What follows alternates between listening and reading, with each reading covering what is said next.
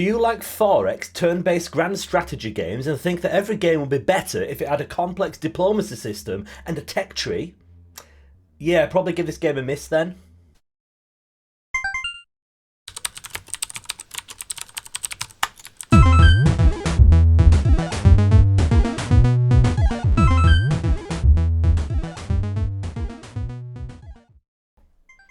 Welcome to Pico Playtime, the video series where I play through some cool Pico 8 games to show to you lovely people. Yes, today's game is called Nadir and it's by the developer called Beepyeah, also known as Brintown, also known as Tom Brinton. And yes, it is a turn-based 4X grand strategy game where you guide a nation from the Bronze Age to the... It's a single button shoot 'em up. So, let's get into it then.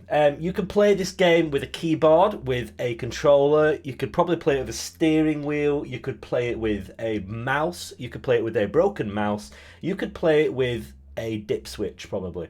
You could play it with anything. It's a single button game, very straightforward. You press X to start the game and you press X to fly in the game. Let's have a quick look before we talk about some of the other things in the game. Oh, it's so easy talking about single button games. Right, I'm going to press the one button. Here we go. So I'm a ship, the Nadir, and you can press the button to shoot, and you can also press the button to fly up. At the top, you see, we have got a... Oops. We have like a health bar thing, which is... oxygen or something, gas. It's our health resource, it's our fuel, it's our shots, it's our ammunition, it's our everything, it's our single resource that we must carefully manage. So if we dive into the water, you can see it gets drained pretty quick. We can replenish it by picking up bubbles. We can collect the bubbles flying up, or we can shoot enemies to also collect some smaller bubbles, or you can just die like that. Yes, there's going to be lots of dying in this game. It's a tricky game to get the hang of. It's also a tricky game to play and talk about at the same time, which is a real problem for me. Let's read the description then in this incredibly well-structured video essay. You are the test pilot of the Nadir. That stands for Near Altitude Dual Impulse Reconnaissance. I love the fact that shoot 'em ups always have complicated acronyms for their ships. That's a nice touch. A new spy ship prototype. To better understand its capabilities, a test course has been created with enemy robots, who you can see flying across the screen in a rather threatening way. Electric barriers and other obstacles. The craft runs on the gas. There we go, it's a gas. Found in atmospheric bubbles. Keep your fuel gauge full and see how far you can fly. I managed 10 in that last one. The best I've managed is 59. I'm sure you could do better. So let's just go through the controls one more time, just in case you missed that. You press X to fire and to pull up. Also to start the game. So this is made by Tom Brinton, who is a, let's get this right from his Twitter profile, principal product designer at Chatbooks. Must know his stuff. And a game designer at Beepyeah Games and Gladden Design. There's a link to Tom's Twitter down below. Go and check it out. You can also go and check out Beepyeah's games on itch, where you can buy, but you can play the game, you can download the game, and you can buy the game. 50% off at the moment. Why not show this developer some support? Anyway, let's have another go. Let's see if I can do a little bit better this time. Let's see if I can reach my Nadir. Or do I want to not reach my Nadir on this game? I'm not sure.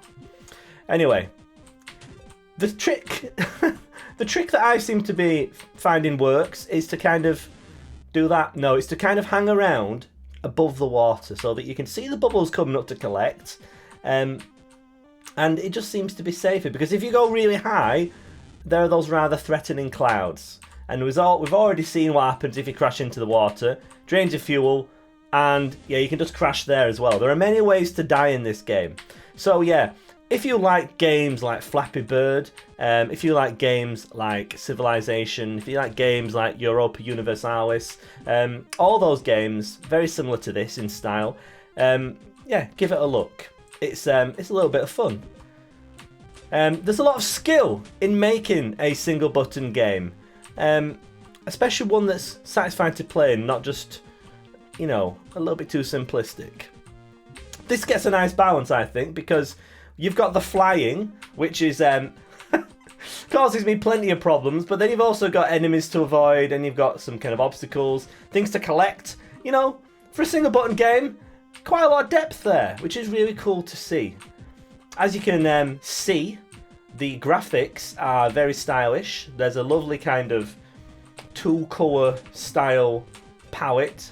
Actually 4 colours, or is it 5? Not many colours anyway. Gives the game a very unique look. I particularly like the way your ship changes colour when you're holding down the button.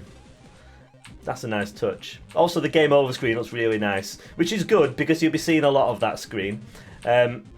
All those enemies are pretty nasty. Hitting the enemies feels kind of a lot more down to luck than anything. There's a lot of luck in the game. Sometimes barriers just appear in front of you and it's pretty hard to get out of the way. Collecting the bubbles as well can be quite hard. I think the bubbles speed up as they rise up. So yeah, again, that's why I think it's probably better trying to float near the water. Can we also as well just admire that lovely parallax scrolling background? Very nice. Lovely smooth camera pan as well. Really nice touch. It's a very simple game. It's a one-button game. So all the little touches in there have to be just right. And they are, thankfully. Yeah, you can play this game over an itch. And you can download it and buy it as well. 50% off at the moment. It's like $2 or something. Go and check it out. I'm sure Beepyeah's other games are also very cool as well. I'm going to be checking those out after I finish this video. Let's have another go. I don't think I'm going to be getting anywhere near my personal best of 59. But, you know, stranger things have happened. So, your score kind of ticks up. I don't think your score increases when you hit enemies or anything. I don't think it increases when you collect stuff either. Just ticks up. It's like a measure of distance, I suppose, isn't it? Rather than a score. Oh, there's little touches, isn't it? Have you noticed how when you get near the water, you get sort of spray kicked up from your ship's exhaust? That's a nice touch. Any shoot 'em up which lets you fly close to the water is always good in my book. Thunder Force 4 springs to mind. Yeah. If you were playing Flappy Bird and thought, yes, this is okay, it'd be a lot better if I was a spaceship that could shoot missiles. This would be the perfect game for you, wouldn't it? The music. Oh, the music. It's quite a long composition. I don't think it loops. Although it does loop. Oh, and I nearly beat my score as well. So there you go. The music does loop, but it's a nice loop. You'll be hearing a lot of the opening refrain of that little tune. I put so much research and effort into these videos, don't I? Right, one more go. It's only a short video today because it's only a short, simple little game. But perfectly formed, which is what we're after in Pico Playtime. Ooh, that was a bit tense, wasn't it? Nearly hit the barrier thing there.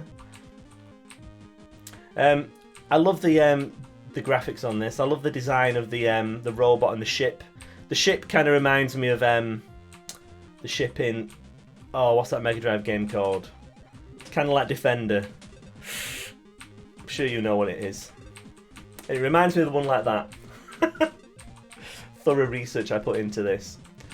Do you know what? Maybe talking and playing this game at the same time, maybe that's actually the secret sauce, the secret way to do well. Oh, am I gonna beat? Come on. Yes! Oh, look at this. I'm on a roll. It's probably going to end in ignominious defeat. We'll see. Ignominious defeat. That's not a word I've ever had to pronounce. Oh. Hitting enemies, that drains your gas bubble reserve. Hitting those barriers, that's an instant game over. So, lots of things trying to kill us. Further get into the game, 90. Nice. Further get into the game, do you know what? I'm going to screenshot that. I think that might be worth posting to the Pico 8 forums. The further you get into the game, the more enemies seem to appear, the more barriers you get, the harder it gets.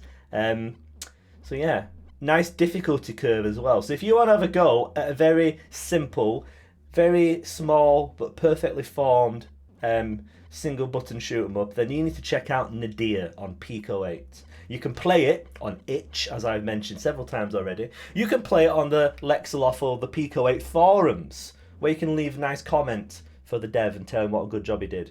You can play it through Splore, which is the way I'm playing it. It's great little bit of fun. You know? Just have a quick 30-second go on the game. You know? It's not like a 200-hour grand strategy game. I'm going to show up about grand strategy. It's not that game. It's this game. Anyway, I hope you've enjoyed my little video, my little rambling review. If you have enjoyed it, why don't you watch some of the other videos? If you've enjoyed this game, maybe you're playing it right now, if you're enjoying it, check out the developer. You can follow him on Twitter for all lots of indie dev Pico 8 related goodness and some interesting photography. You can check out the itch page with all the other games that Beepyeah have made. There's links all over the place. Just click on things. Just click on things and engage with that sweet content. Anyway, this outro is going on too long. Thank you for watching, and I'll see you again. Well, I'll see you again next week. See you later. Bye.